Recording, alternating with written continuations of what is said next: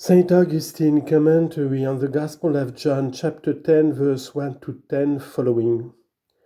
The prophet said, I believed, therefore have I spoken.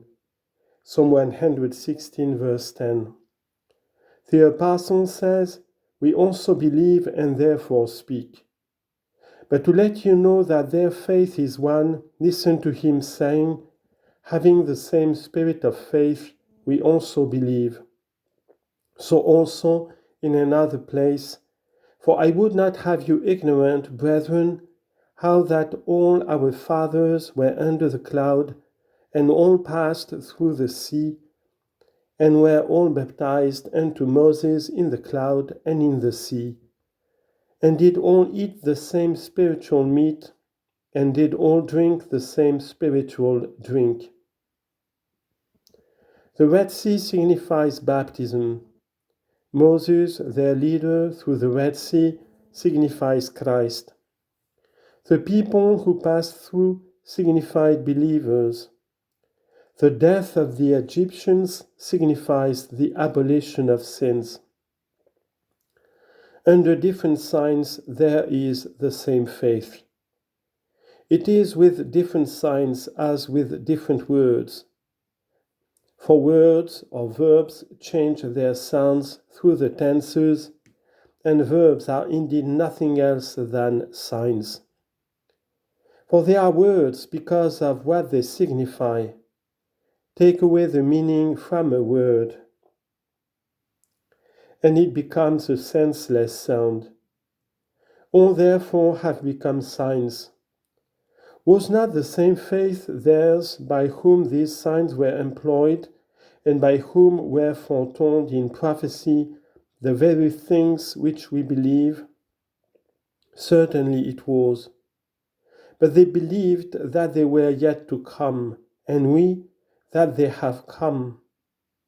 In like manner does he also say, they all drank the same spiritual drink, the same spiritual, for it was not the same material drink. For what was it they drank?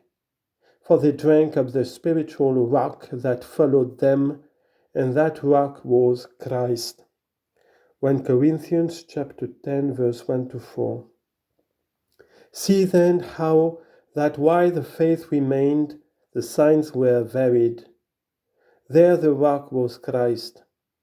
To us that is Christ which is placed on the altar of God. And they, as a great sacramental sign of the same Christ, drank the water flowing from the rock. What we drink is known to believers. If one's thoughts turn to the visible form, the thing is different. If to the meaning that addresses the understanding, they drank the same spiritual drink. As many then at that time as believed, whether Abraham or Isaac or Jacob or Moses or the other patriarchs or prophets who foretold of Christ, were sheep and heard Christ. His voice and not another's did they hear. The judge was present in the person of the crier. For even when the judge speaks through the crier, the clerk does not make it. The crier said, but the judge said. But others there are whom the sheep did not hear, in whom Christ's voice had no place.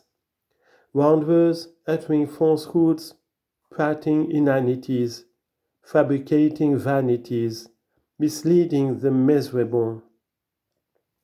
Why is it then that I have said, this is a more important point? What is there about it obscure and difficult to understand?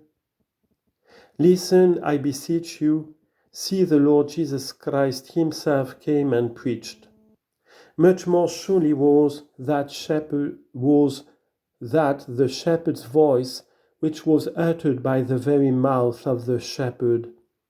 For if the shepherd's voice came through the prophets, how much more did the shepherd's own tongue give utterance to the shepherd's voice? Yet all did not hear him. But what are we to think? Those who did hear, were they sheep? Lo, Judas heard and was a wolf. He followed, but clad in sheepskin, he was laying snares for the shepherd. Some again of those who crucified Christ did not hear, and yet were sheep. For such he saw in the crowd when he said, When you have lifted up the Son of Man, then shall you know that I am he. John chapter 8, verse 28. Now, how is this question to be solved? They that are not sheep do hear, and they that are sheep do not hear. Some who are wolves follow the shepherd's voice, and some that are sheep contradict it. Last of all, the sheep slay the shepherd.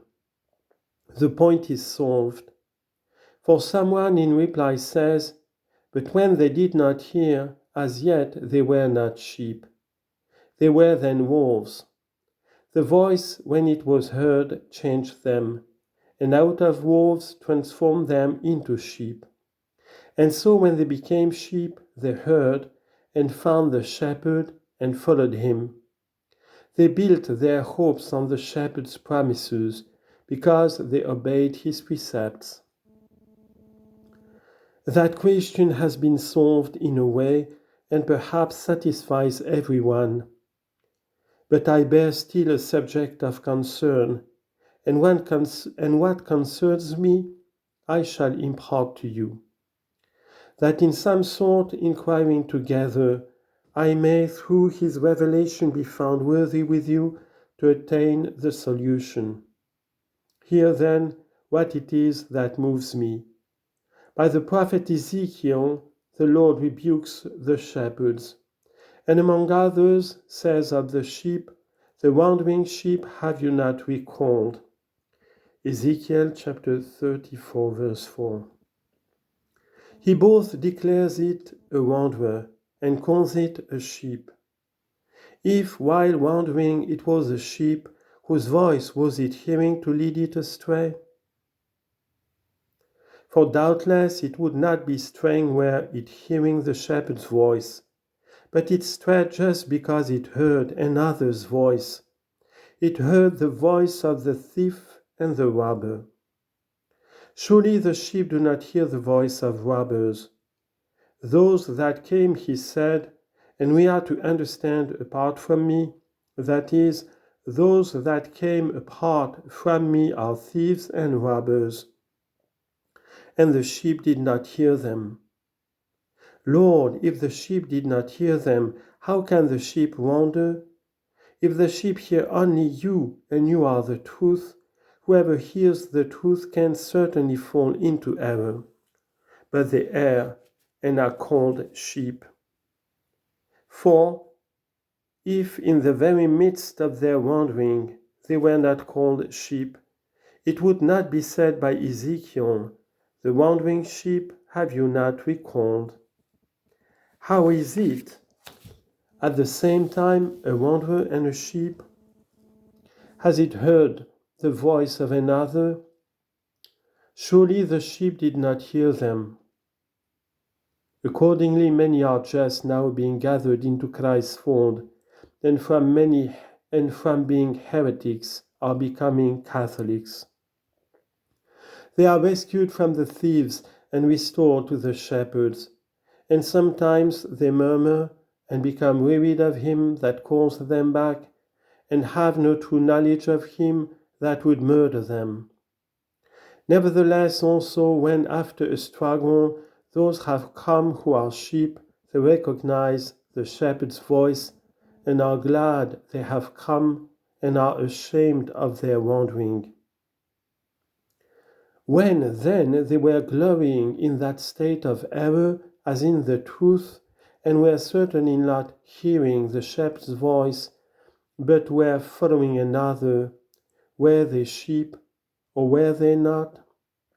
If they were sheep, how can it be the case that the sheep do not listen to aliens? If they were not sheep, wherefore the rebuke addressed to those to whom it is said, The wandering sheep have you not recalled? In the case also of those already become Catholic Christians and believers of good promise, evils sometimes occur. They are seduced into error, and after their error are restored. When they were thus seduced and were rebaptized, or after the companionship of the Lord's fold, were turned back again into their former error. Were they sheep or were they not? Certainly they were Catholics. If they were faithful Catholics, they were sheep. If they were sheep, how was it that they could listen to the voice of a stranger when the Lord said, "The sheep did not hear them"?